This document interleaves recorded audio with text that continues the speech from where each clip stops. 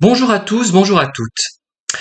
Souvent, dans les conversations, quand on pose une question, les personnes qui reçoivent cette question vont y mettre des éléments qui concernent leur propre projection, des projections personnelles.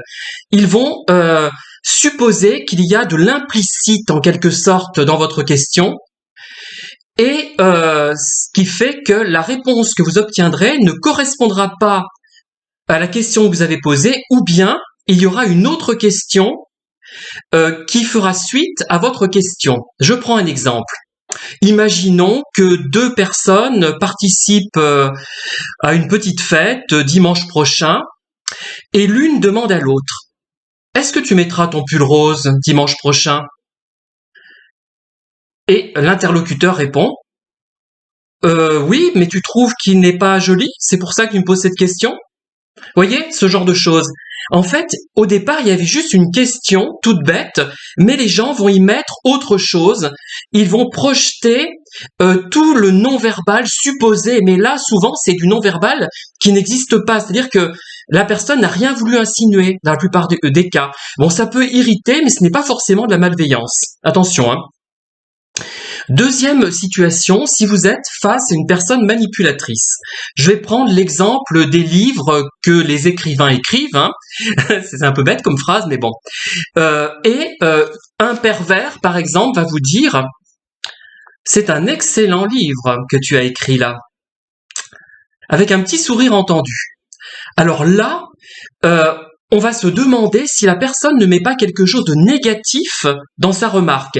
Et c'est effectivement le cas, souvent d'ailleurs, si c'est une personne perverse. Hein. Et on va se dire, ou alors la personne qui reçoit cette phrase va dire: mais ah bon, tu trouves que mon livre n'est pas très bon? Voyez? Là, ça peut être légitime puisque on est face à une personne qui, d'ordinaire, a des tendances manipulatrices. Mais si on est futé, justement, on ne va pas aller dans son sens. On va dire: oui, je suis d'accord avec toi, il est excellent.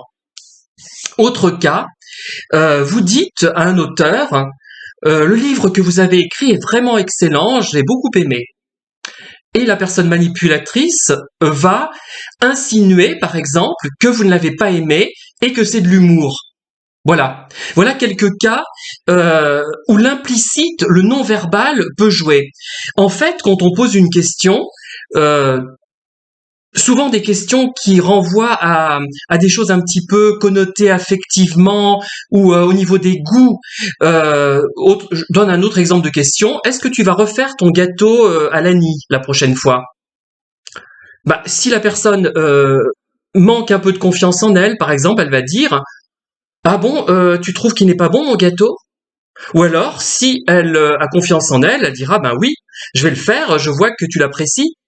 Alors que celle qui aura posé la question aura pu poser cette question simplement pour savoir, bêtement, si la personne va faire un gâteau, c'est-à-dire que si elle n'en fait pas, elle va être obligée d'en faire un, elle, à la place. Vous voyez, ça peut être tout bêtement ça.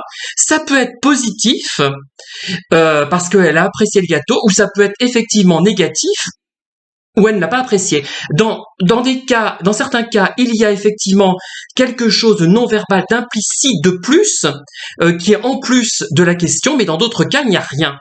Voilà. Donc c'est à l'issue d'une remarque qui se trouvait après une de mes vidéos que j'ai pensé à traiter ce sujet, mais il est intéressant et il faudra que j'approfondisse.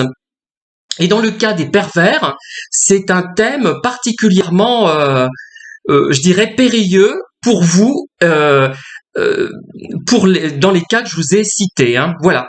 Merci de m'avoir écouté, cette petite vidéo sans prétention, mais j'en ferai de meilleures sur ce thème et je voulais quand même vous faire partager ce point de vue. Bonne journée, au revoir.